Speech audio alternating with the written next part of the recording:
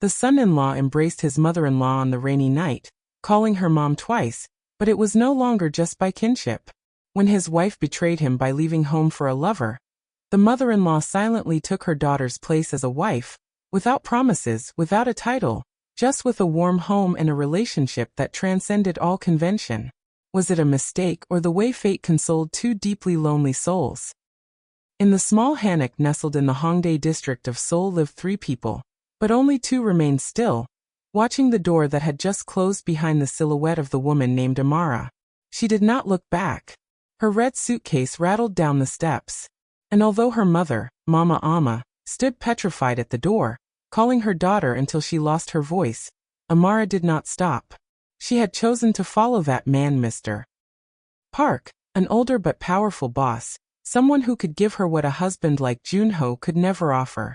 Money, status, and a love full of pretty but empty words. Are you leaving? Are you really abandoning your own daughter? Mama Amma shouted in the rain, with swollen eyes and a broken voice. Junho said nothing, remaining as if petrified, his hands gripping the back of the chair, his face emotionless, but in his eyes reflected a desolate sky. Amara disappeared into the darkness of the night, as if she had never belonged to that place.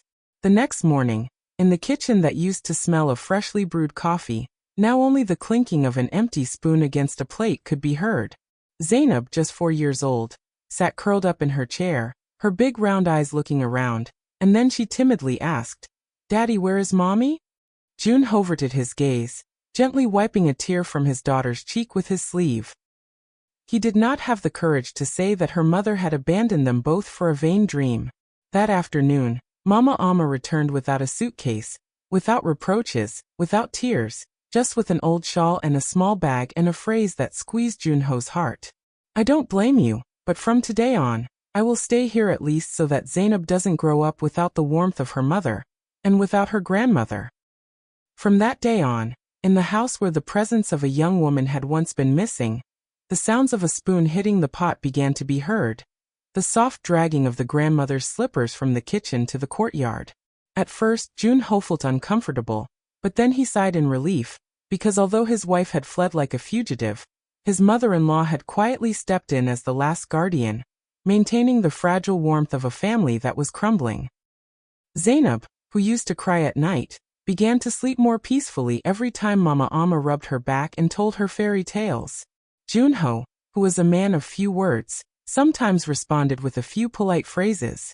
No one spoke of the pain, but it hid in every sigh, in Mama Amma's gaze towards the door every afternoon, longing for a daughter who had left, even though she knew she would not return. And then, from those ruins that seemed irreparable, a new bond began to form, not by blood, but by sharing, not by words of love, but by resignation. A slow prelude, but whose echo would touch the deepest layers of the human heart.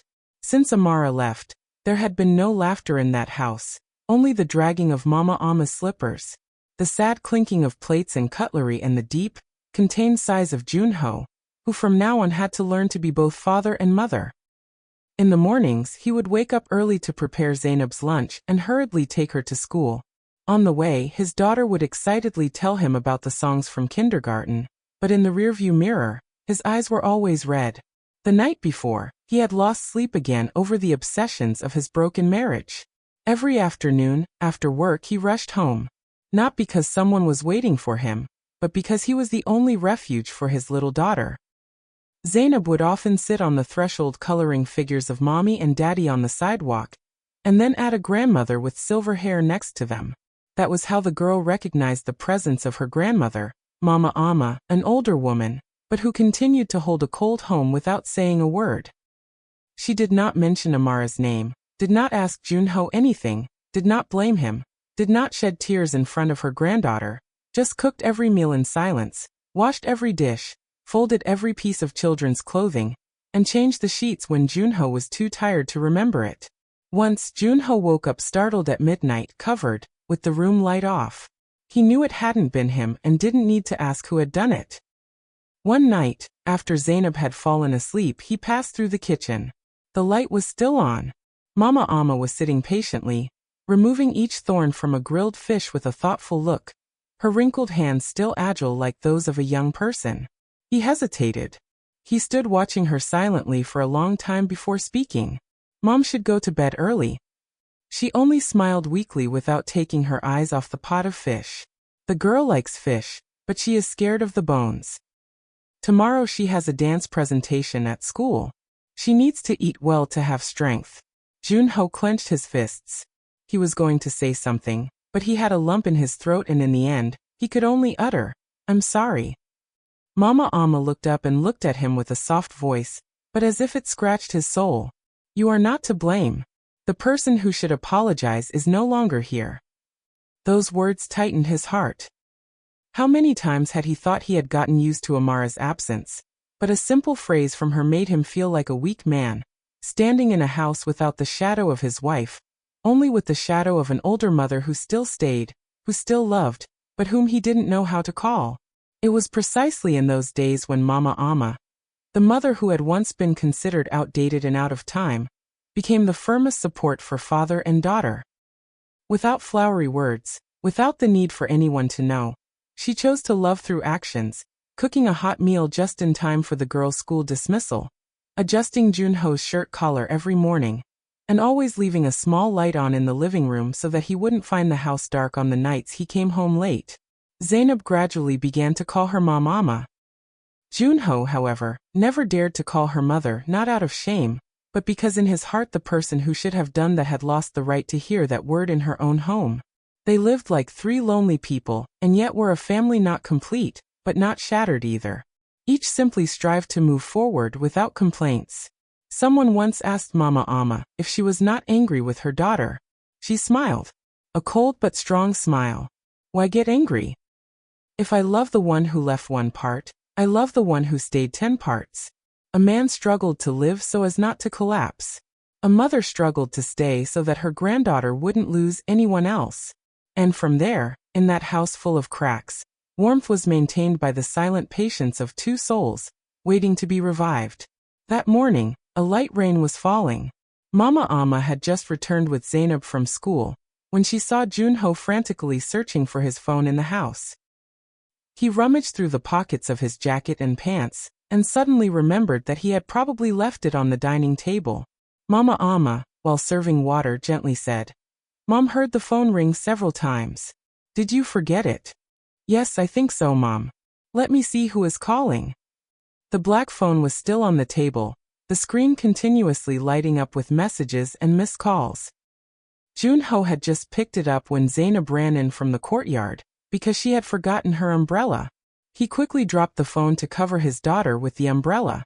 At that moment, Mama Amma discreetly glanced at the still-lit screen, not out of curiosity, but because of the name that appeared. "Mr. Park, the principal." A message tone arrived. She was about to put the phone down when her eyes inadvertently caught the content of the message. "Reschedule your agenda. Amara misses you and can't stand it anymore. One more day next to old Junho and I'm going crazy." Her whole body felt electrocuted. Her hands trembled. Every word was like a knife piercing her heart. Amara misses you and can't stand it anymore. Amara was her own daughter, Zainab's mother, the person she had trusted, whom she had felt proud of, and whom she had loved more than herself. Mama Amma sank into the chair, her eyes fixed on the screen, where the following messages kept appearing incessantly. "Yesterday I pretended to have gone to a faraway place, and saw that Mom and Junho were still very close. Do you think there is something between them? Don't think nonsense. My mom only loves Junho because he is raising the girl, but if she finds out about us, everything will be ruined." She bit her lip until it bled. She didn't need another word. The truth was before her eyes. Her own daughter, Amara, was the one who had shattered this family. It wasn't Junho who betrayed her. It wasn't a conflict between mother-in-law and daughter-in-law, but her own daughter, who abandoned her husband and daughter, running after her lover without the less regret. Mama Amma remained motionless for a long time, her mind swirling with a myriad of emotions. Pain, disappointment, indignation, shame. Junho returned with a towel in hand for Zainab. Seeing his mother-in-law sitting silently with a pale face, he asked worriedly, "Mom, is something wrong? Are you tired?" She shook her head silently, without responding. Her eyes were wide but reddened. She didn't know what to say. How could she open up and tell Junho? Your own daughter betrayed you. She was the mother, but now she felt like a criminal. It is said that not even a lioness devours her young, but her daughter swallowed the happiness that she had taught her to protect. At lunch that day, Mama Amma entered the kitchen and cooked as always, but her hands trembled. Tears fell silently onto each slice of vegetable, onto each bowl of soup. Junho, knowing nothing, continued to serve rice, putting meat for his mother-in-law and making sure his daughter ate as if her life had never had a crack. But she knew that he was striving to maintain a home that his wife had long since abandoned. That night, Mama Amma lay in bed tossing and turning, unable to sleep. In her mind echoed the words, "Reorganize your schedule. Amara misses you and can't stand it." The heart of that mother, for the first time in her life, throbbed not for her own loss, but for the mistake of the daughter she had given birth to with so much pain. Night fell. The small house was engulfed in a deep silence. Zainab had fallen asleep early while Junho continued sitting on the balcony with a cup of cold tea in his hand, his gaze lost in the yard, barely illuminated by the light. In her room, Mama Amma sat in front of the phone, her trembling hands dialing the familiar numbers. Although her heart was breaking, she knew she could not remain silent any longer. The phone rang 3 times and someone answered on the other end. Amara's voice sounded light and cold. "You call me at this hour, Mom, what's wrong?" Mama Amma clenched her hands and took a deep breath. "Amara, come here. I need to see you urgently." Amara was silent for a few seconds and then said, "Oh Mom, it's late, it can't be tomorrow morning." At that moment, Mama Amma's voice unexpectedly rose, filled with restraint. "If you still consider me your mother, come right now. Don't make me come looking for you." A click ended the call, indicating it was over, but she knew her daughter would return not out of love, but out of curiosity or fear of that would cause a scandal. Close to 11 at night, the sound of a motorcycle was heard in front of the gate. The silhouette of a woman entered. Brown-dyed hair, a short dress, red lips, a sharp gaze. "Why are you calling me, Mom? Why so tense as if it were an interrogation?" Amara entered the house as if she had never left, without greeting anyone, not caring to look at her daughter who was sleeping soundly in her room, and even less so at her mother's anguished gaze. Mama Amma looked at her daughter, her eyes heavy. She sat in a chair pointing to the chair across from her. "Sit down. I don't want to raise my voice, but tonight I have to ask clearly." Amara crossed her arms and shrugged. "Ask what? Hurry up, I'm busy." "You abandoned your daughter. Did you abandon your husband?" "I can forgive that, but being with your boss. Do you know what that means?" Amara let out a laugh. "You checked Junho's phone, Mom. You're not innocent either, huh?" Mama Amma was stunned. "It was the first time that I heard the name Junho from my daughter's mouth without my husband by my side. Do you think something so insignificant hurts me?" she said with a choked voice. "It hurts me not to have expected that the daughter I gave birth to with so much pain could be so shameless. You were a mother, you had a home, and now I don't want to be a mother anymore. Do you understand?" Amara shouted with a bitter voice. "I'm tired of so much suffocation. Taking the girl to school in the morning, cooking in the afternoon, fighting for money at night. That is not life. What do I want? And Zainab, what fault does she have? How do you think she will grow up knowing that her mother left with a married man?" Amara was silent for a few seconds, then shrugged and coldly replied, "She will understand when she is older. I am young. I need to live my life." Mama Amma ko lapsit. She no longer felt anger, only shame, disappointment, and helplessness. "This is not how I raised you. I never forced you to sacrifice. But if you live for yourself, who lives for the girl? And Junho, he is your husband. He deserves to be betrayed." "That's right. Junho is good, but it's not enough." Amara averted her gaze. "I'm tired of poverty, tired of being a wife and mother. I have chosen again. That's all." Her voice was as light as pouring oil on fire. Mama Amma suddenly stood up, tears silently rolling down her cheeks. "Then, I have nothing more to say. If you have chosen, do not come back. I cannot look Junho in the face again if you continue like this." "You choose Junho instead of me?" Amara asked. "Yes, I choose well. I choose someone who still knows how to love, who knows how to take care of the family. You are just a failed mother. The atmosphere turned icy. Amara fell silent, her face flushed with anger, but for the first time, she could not retort, because every reproach from her mother was like a needle piercing her false pride. She left.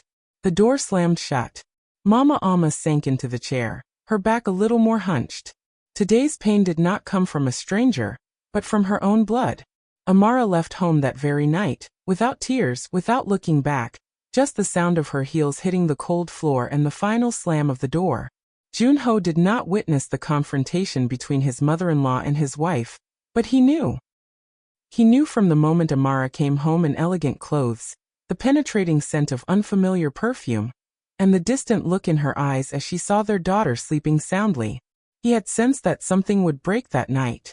When Amara left, Junho was lying next to Zainab.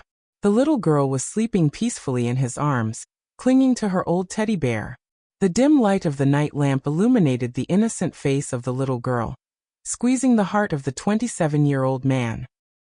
He didn't know whether to feel anger, pain, or relief. Perhaps he only felt emptiness. 10 years of dating, 5 years of marriage, a 3-year-old daughter, a single twist of fate. She followed the call of ambition. He remained with the call of duty and affection. He leaned down silently and gently kissed his daughter's forehead. Sleep well, Zainab. Daddy is still here. On the next morning, Mama Alma was the first to get up. As usual, she went down to the kitchen to prepare breakfast for her granddaughter. But today was different. She did not hear the door of Amara's room, nor the hurried sound of her daughter's footsteps, as she did every day. The house was strangely silent. She prepared an extra teapot of tea, and stopped in front of Junho's room door.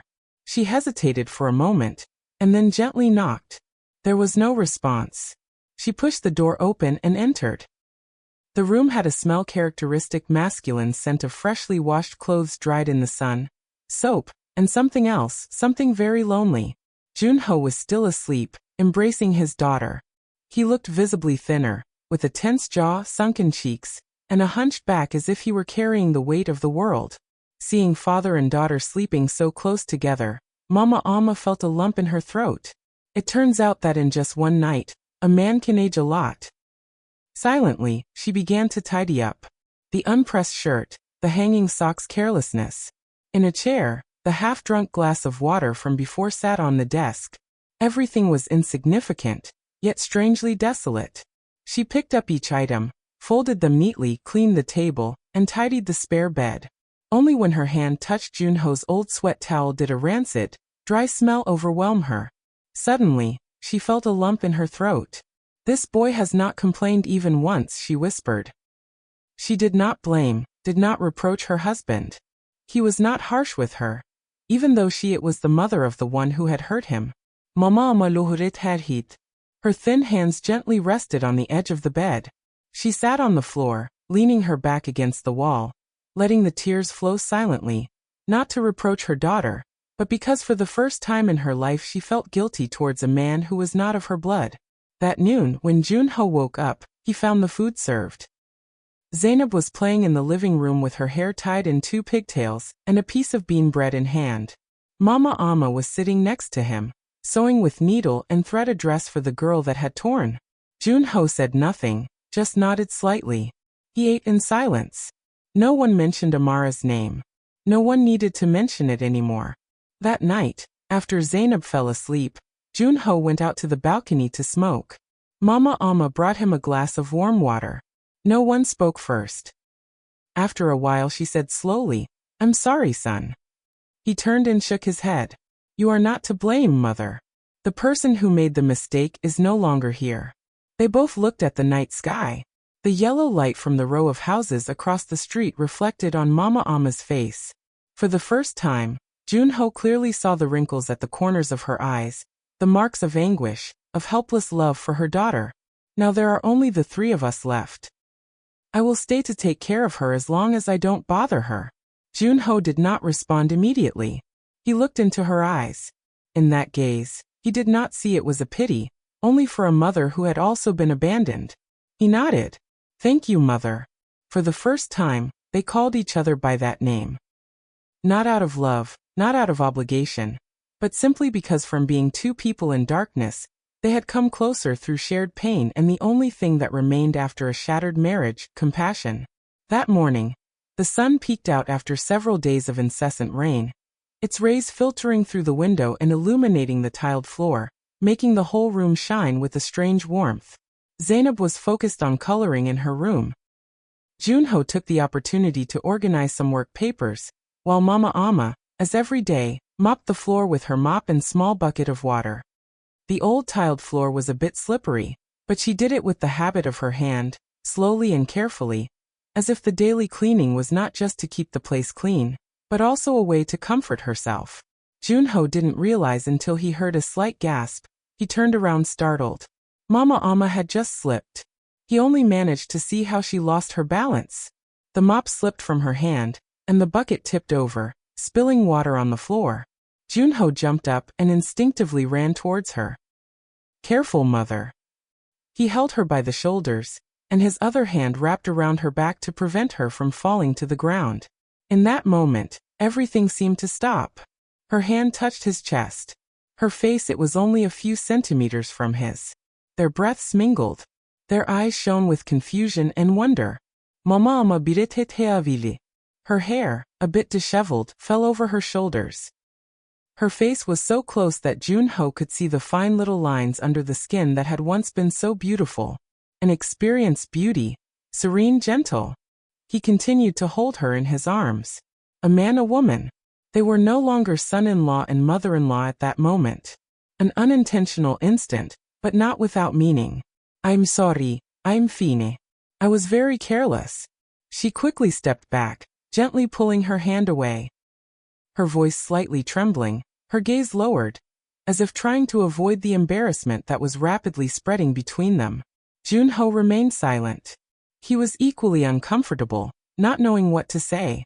He turned around to pick up the mop, and then bent down to collect the overturned bucket. "Let me finish, mother. Go rest." Mama Amma nodded slightly. She entered the kitchen. Her hands were still trembling. Smoothly. Inside her, something had just been born. It was not love, it was not desire, just a restlessness that she knew well she should not feel at her age. That night, dinner went by in silence. Zainab continued to animatedly tell her stories from kindergarten, while Mama Amma and Junho only exchanged a few common questions, but they no longer looked at each other as they used to. Junho maintained a respectful and calm demeanor, but there was something different in his eyes, more reserved, more cautious, but also harder to decipher. Mama Amma, for her part, avoided it. She asked herself, that moment should be quickly forgotten, like so many other casual encounters in life, but I don't know why. A single touch, an accidental glance stirred her heart all day long. Night fell. The whole house sank into sleep. Only the light from the hallway softly projected onto the white wall, and the constant ticking of the clock. Mama Amma sat alone on the sofa with a cup of cold tea in her hand, the fixed gaze into the darkness of the balcony. She remembered the morning embrace, those shoulders. That man was the husband of the daughter she had hoped would be happy forever. And now he was the man who needed her protection. A thought slipped into her heart. If Amara did not return, if Junho had to raise his daughter alone for the rest of his life, would she be allowed to love that man? She quickly chased away the idea that had just arisen. No, it cannot be. She was the mother-in-law. She had given light to Amara. He couldn't.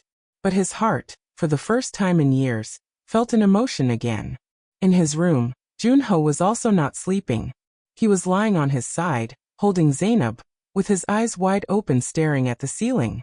The image of Mama Amma that morning, that embarrassed look, repeated itself over and over in his head. He knew he shouldn't think of anything else, but his heart no longer obeyed his reason. In the depths of the night, the small house nestled in the quiet alley. Only the sound of the ticking of the clock and the yellow light of the night lamp were projected onto the wall. Junho lay on his side, his eyes open in the dark. The moment in the afternoon when he held Mama Amma after slipping replayed like a movie in his mind. He didn't remember well where he had placed his hands. He only remembered a soft, close feeling, but completely different from anyone else's. Then the gaze. Her gaze, a flash of agitation, both strange and vague. He had always thought that Mama Amma was his mother-in-law, someone he should respect and be grateful to. But why, at that moment, did he see her as so fragile, so much a woman, and feel his heart tighten? What was that feeling? Was it emotion, compassion, or just prolonged absence? In the other room, Mama Amma was not better. Her whole body was tense like a string, her pillow wrinkled, the sheets thrown up to the neck and still feeling cold. Not the cold of the night, but the cold of her heart. For more than half of her life, she thought she understood the limits, that she knew where family affection ended and where forbidden emotions began. But with a single slip, a hug, her heart had suddenly wavered. Junho's gaze, his clumsiness, and the beating of her own heart all intertwined like a vague and disturbing prelude. I must not think any more, she told herself. He is my son-in-law. He is the husband of my daughter. Even though she betrayed him, I have no right to cross that line. But does reason ever triumph over loneliness? Mama Amma had been a married woman, she had a family, and her husband died young. She lived in silence raising Amara. For years, she only worried about being a good mother, daring not to think of any other man, until she found herself cleaning Junho's room. She felt his hand for the first time touch her warm, firm back, with the strength of a mature man. And then she realized, surprised to find that her heart had not died at all. The next morning, breakfast was as usual. Fried eggs, mincemeat soup, a glass of milk for Zainab. But the atmosphere was different. Vunoho discreti yachet mama. She remained calm in her old t-shirt and long pants, her hair tied up as always, but there was something in her eyes that was quieter, more discreet. Mama Amma also did not dare to look directly at Junho, only focusing on serving soup to her granddaughter, wiping her mouth, and then quickly averting her gaze every time their eyes accidentally met. Zainab was oblivious to anything. The little girl innocently recounted school stories about her doll that was missing an arm, and then laughed heartily when an old man fell on television. But for the two adults, every moment felt like it had thorns.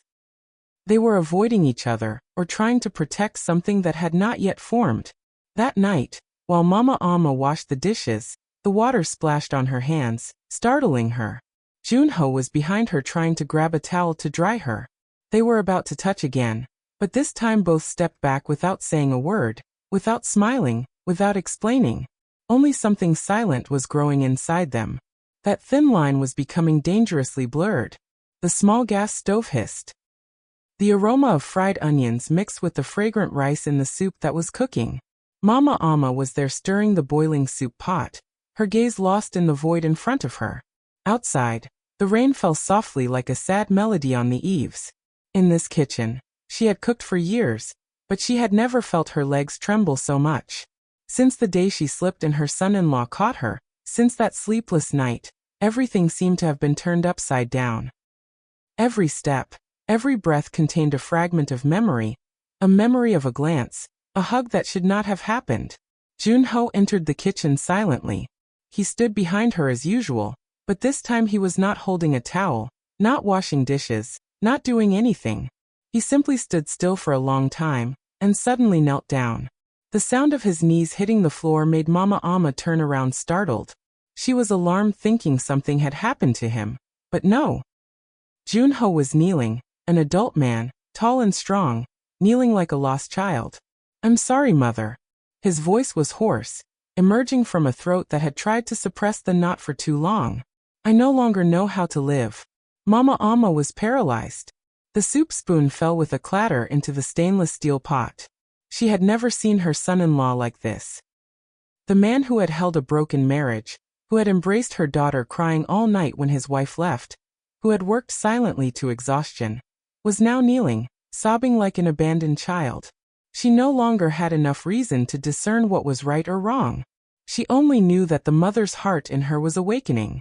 A mother, but this time not Amara's mother, but the one who embraced Junho's pain. The man who, although not of her blood, was touching her most vulnerable point. Mama Amma leaned in without saying a word, just gently hugged him by the shoulders, as if embracing a child who had endured too much pain, not daring to complain. That embrace had no desire, no calculation, only tears flowing inward and a muffled sob. "Don't say anything, just cry." Junho rested his head in her lap, He cried for the first time after everything. He dared to be weak. I'm sorry for worrying you, Mother. I'm sorry for making you feel uncomfortable, but I really feel empty. I no longer know why I live. Mama Amma gently squeezed his hand with a lump in her throat. You have Zainab and you have me. We are still a family in some way. 2 rows of tears fell silently from her eyes, rolling down her marked cheeks. She did not know since when she could use the word family to refer to that house. But at that precise moment, in the small kitchen with the soft aroma of soup, among the tears of the man who had once been her son-in-law, Mama Amma knew that she was no longer just the mother of the ex-wife. They did not say another word. They just sat together, one kneeling, the other sitting on the floor, like 2 silent shadows in the rainy night. Outside, the rain fell incessantly. Inside, the heartbeat of their hearts resonated with anguish. In that instant, all distances dissolved. The distance of roles, the distance of morality, the distance of the ties called right or wrong. That night, after Zainab fell deeply asleep, Mama Amma sat alone on the balcony. It had stopped raining. The wind brushed against her hair, cool and comforting. In her heart, there were no longer storms, only a tranquil emptiness. Enough to breathe deeply, enough to think that the next day she would continue cleaning, cooking, taking and picking up her granddaughter, and sitting with that man one more afternoon. Not out of love, not out of obligation, but because they were both stitching the torn pieces of their broken souls with each other's existence. It started to rain again. At first, only a few drops fell on the roof. Then it turned into a furious downpour. Suddenly, thunder and lightning crossed the sky and the light went out. The whole house was plunged into darkness. Junho came out of his room with a small flashlight in hand. In the darkness, the sounds that seemed familiar became vague and strangers. He groped his way down the hallway, his heart beating softly from an inexplicable sense of unease. From Zainab's room came a slight movement, and then the soft sound of someone moving, as if searching for something in the dark. "Mom," he called softly. There was no response, only the sound of a ragged breath very close by. He directed the flashlight beam toward there. The light illuminated the face of Mama Amma, who was crouched by the edge of the bed, her eyes filled with panic. "Where is Zainab? She was here just a moment ago. I got up to check and I can't find her." Her voice was trembling. "I have searched all over the house. I can't find her anywhere. Maybe she's just playing around." Junho approached with his soft voice. "I just checked. I'm sure Zainab is playing hide and seek. She always does that. Let me look for her again." But at that very moment, a soft voice resonated from underneath the table. "Grandma, I'm here." They both sighed with relief. Mama Amma leaned down and hugged Zainab, who was crawling out from under the blanket, and whispered, "Oh, you almost scared me to death." Junho smiled. He approached to help her carry the girl, but they accidentally touched in the dim light of the flickering flashlight. His arm wrapped around her shoulders while her hand continued to hold Zainab. In that moment, no one said anything, but their gazes met closer than necessary, so close that they could both feel each other's breath colliding against their skin. Junho stood still. Mama Amma did too. The cold wind from outside slammed the door hard against the wooden frame, and the room seemed to tremble. And in a fleeting flash of instinct, Junho leaned in and placed a kiss on her lips. Mama Amma's eyes widened in astonishment. It was not a passionate kiss, nor impulsive nor fiery. It was a disoriented, instinctive kiss, full of contradictions, as if both did not want to stop, but reason screamed at them from within. Mama Amma immediately averted her gaze, pushed him her trembling hands. "Junho, do you know what you are doing?" Junho lowered his head, his eyes distressed. "I'm sorry, Mother, it wasn't my intention. I just couldn't finish the sentence." No excuse could justify that action, but Mama Amma did not scold him nor did she leave immediately. She simply remained silent, her gaze fixed on the ground, where the small light of the flashlight continued to project weakly. "Never call me Mother again," she whispered, not knowing if she was angry or afraid of her own heart. In the space filled with humidity and darkness, something had irreparably broken. But something else had just begun in a wrong, forbidden, and guilt-ridden way. Junho left the room in silence, without saying another word. Mama Amma collapsed, holding Zainab tightly, as if clinging to the last vestige of morality. But for no matter how much he tormented himself, no matter how much he denied it, that kiss lingered on his lips. That night the rain continued to fall, and the two hearts, one aged and the other lonely, were no longer at peace as they had been before. On a hot afternoon, an unfamiliar car stopped in front of the gate of the small alley in Hongdae. The old gate trembled slightly. Amara, after more than half a year of complete silence, suddenly returned. She wore a wrinkled dress, her face haggard, her hair that had once been silky now dry and brittle. Her small suitcase rattled gloomily on the tiled floor. Before ringing the bell, she hesitated for a moment. Her hands trembled, not out of fear, but because she didn't know if that door would still have a place for her. The door opened. It wasn't Junho, it wasn't Zainab, but Mama Amma, the mother who had once cried inconsolably for the departure of her daughter. Now she stood still, her gaze devoid of anger or affection, only serene like the surface of a lake without ripples. "Mom," Amara called timidly, but Mama Amma did not respond. She just turned around and entered, leaving the door open like an uninvited ellipsis. Amara entered with her suitcase. The house looked the same, but it was no longer her home. The kitchen smelled of chicken broth. A corner of the table had cookies, comics, and a small school backpack. Everything was warm to the point of suffocating her, because there was no longer space for the one who was returning. Laughter was heard in the living room. It was Zainab running and shouting, "Daddy, I finished my homework." Then the girl stopped dead in her tracks. Zainab's eyes looked at Amara with perplexity, then at her grandmother, and then at Junho, who was coming out of the kitchen. He also stopped. The three of them remained in the small house in a moment that felt eternal, like a stifled breath. Amara looked at her daughter wishing to embrace her, but Zainab did not run to her. The girl only lowered her head and timidly whispered, "Hello, miss." Amara was frozen. The girl no longer called her mom. "Why don't you call me mom?" Amara asked with a trembling voice. Junho approached and gently placed a hand on his daughter's shoulder. "Amara, why have you come back?" The question sounded very soft, but sharp as a knife. "I have nowhere to go. Park abandoned me. I know I was wrong, Junho. I miss my daughter. I want to come back." Junho did not respond. He bent down to tie Zainab's shoelaces, as if he were focused on a task more important than listening to the pleas of the woman who had once betrayed him. Mama Amma, at that moment, spoke. "This house no longer has room for someone who only thinks of themselves." Amara looked at her mother with a hoarse voice. "Mother, can you forgive me? I know I was wrong. I truly regret it. I have nothing left."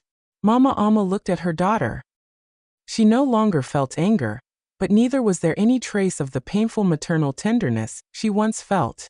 "You only return when you have lost everything, right? You miss your home because it is the last place that opens its doors to you." Amara choked. Mama Amma approached, and the man she had considered weak, now she was there, firmer than she had ever imagined. The elderly mother who had begged her to return was now calm, as if she had buried her last hope.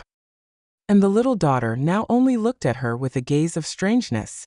A traitor was returning, but the old house no longer had a place for her. Because when someone chooses to leave love, those who remain have also moved on to another side, the side of peace. Since the day Amara left for the second time, this time for good, the small house returned to its previous rhythm of life, calm, simple, and warm. No one mentioned it, no one blamed it, and no one expected it to return.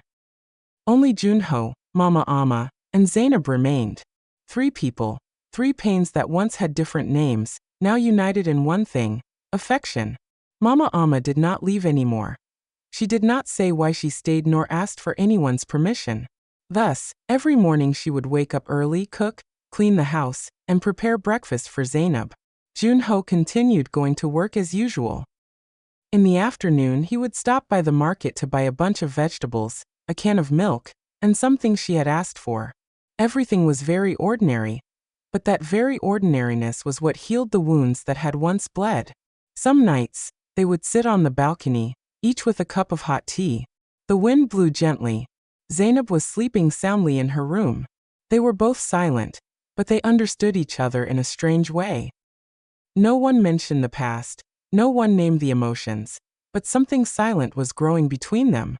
It was not a furtive love nor a temporary emotion, but the bond between two people who had been hurt, who had lost everything, but who had not let themselves fall. Once, while watching Zainab practice reading, Mama Amma smiled. A very rare smile since the tragedy. Junho, sitting next to her, stared at her for a long time. Her hair was already silver, but that face still had something very beautiful. No, it was the beauty of a young woman, but the beauty of resilience, of years of silent patience and love. "Are you tired, mother?" Junho asked softly with a slight hesitation. Mama Amma turned around. She just shook her head. "With Zainab being so good, I feel strong." For the first time, he did not call her mother-in-law or anything, just mother, very gently, but she did not correct him. She did not refuse, she avoided it. Thus, the days passed together without the need for a title. One afternoon, Zainab was lying in Mama Amma's lap, rubbing her tired eyes. "Grandma, if I don't have a mom, you can be my mom." Junho turned around startled, looking at Mama Amma, who remained still, but then leaned down and gently kissed the girl's forehead. "I am not your mom. I am your grandmother, but I will stay with you until you no longer need me. So don't go anywhere, okay?" Zainab smiled softly, and then fell asleep. That night, Junho sat for a long time in the courtyard. When Mama Amma came out with a cup of tea, he didn't take it, he just looked. Her deep voice. "The girl needs a mother, and I also need someone to call mother, but if one day I call her my companion, would she be afraid?" Mama Amma did not respond immediately. She simply sat beside him, her gaze fixed on the darkness of the night. If we are truly companions, we do not need a name. We just need to move forward together. They remained silent for a long time after those words. A shameless silence, without pressure, but one of acceptance of companionship, even if not. There was an agreement, neither a declaration of love, nor marriage, but rather being together at every meal. Every time Zainab had a fever, every parents' meeting, or every small birthday. Mama Amma, the mother who once was ashamed of her traitorous daughter, now knitted a scarf for Junho every winter. Junho, the man who was abandoned by his wife, now took the basket to the market for her every afternoon without complaints. No one saw them embrace, no one saw them kiss, but everyone felt that there was a love without a name, strong enough to last until the end. Because sometimes love is not about shouting it out, but about being silently next to each other, without ties, without demands, and yet not abandoning one another. On New Year's Eve, the wind slipped through the window, making the branches of the flowers that Zainab had placed in a vase that morning dance. The small house smelled of warm broth, punch, and pine. In the courtyard, Mama Amma was sitting in an old wicker chair, the wool scarf she had just knitted in her hands. She smiled not because the new year was coming, but because the old year had truly gone. A year earlier, Amara had returned. A year later, she had left again in silence. This time without tears, without words, without promising to return. She left a brief letter with no apologies or explanations. The letter only said one sentence. "Mother, please forgive me if you can. I no longer dare to ask for anything." Mama Amma did not cry. Perhaps because her tears had dried up a long time ago. Perhaps because after all she understood that not everyone has the courage to be a mother. Her daughter chose not to stay. Zainab, who now knew how to write, wrote some crooked lines on a white card. "Grandma, you are my mom. I love you very much." Mama Amma kept the card in the pocket of her blouse for several days. Every time she touched it, her heart warmed a little. In the courtyard, Junho was smiling brightly, lifting Zainab onto his shoulders so that the girl could hang the sparklers on the balcony. Zainab was laughing out loud, her hands outstretched shouting, "Grandma, isn't it beautiful?" Junho nodded, his eyes shining with a simple happiness he once thought he would never have. This house no longer had arguments. There were no tears hidden behind the bedroom door. There were no scars from the fires of disputes. Instead, there was hot food, hot tea, and a girl growing up surrounded by love, even though she lacked the person who had given her life. When the clock struck 11:45, the fireworks of Seoul began to explode in the distance. Mama Amma remained seated in the chair, her gaze lost on the horizon. Junho came out to the courtyard with a cup of hot tea in hand and offered it to her. This is ginger, mother, to warm your stomach. Mama Amma paused for a second, not for the tea, but for the mother. Junho called her that. Soft as a sigh, without pretensions, without doubts, but this time it was not out of kinship. It was not out of formality, but out of affection. That feeling that no one teaches, that no one imposes, but that grew day by day as they folded clothes together, picked up Zainab from school, rubbed her back when it hurt, and placed a hand on her shoulder when he was tired. It's cold, mother. He sat beside her, looking directly at her. She said nothing, just gently caressed the edge of her scarf, the one she had knitted herself. I'm not cold, I'm warm because I have you. For the first time in many years, Mama Amma smiled, a smile without concealments, without reservations. The smile of a person recognized as a mother, not by blood, but by heart. Near midnight, the fireworks lit up the sky. Zainab came out of her room with sleepy eyes, but insisted on seeing the fireworks. The three of them stood in the doorway hand in hand, a quiet and complete family. Junho looked at Mama Amma. Mother, I never knew how I would live if you weren't here. Mama Amma gently squeezed his hand. She didn't need words of thanks, she didn't need a title, much less promises. She just needed to stay because she had also found what she needed. The peace at the end of her life in a small house with the sound of children, hot tea, and a man who was not of her blood, but who always returned to call her with one word, mother. Life does not always unfold as we wish. There are people who are born to love us, but do not have the courage to stay. There are people who are not of our blood, but are willing to sacrifice their whole lives to make up for the love that others have forgotten. Amara chose to leave, but Mama Amma, the mother who once suffered for her daughter, was the one who stayed, raised her granddaughter, lifted her son-in-law, and kept that home from turning to ashes. Love does not necessarily have to be named. It is not always marriage, titles, or oaths. Sometimes it is just a look that understands, a hug at the right moment. A mother pronounced from the depths of pain is enough to heal a broken soul. Value those who silently stay by your side. Because those who truly love are not the ones who come to make your heart beat, but those who stay when the whole world abandons you.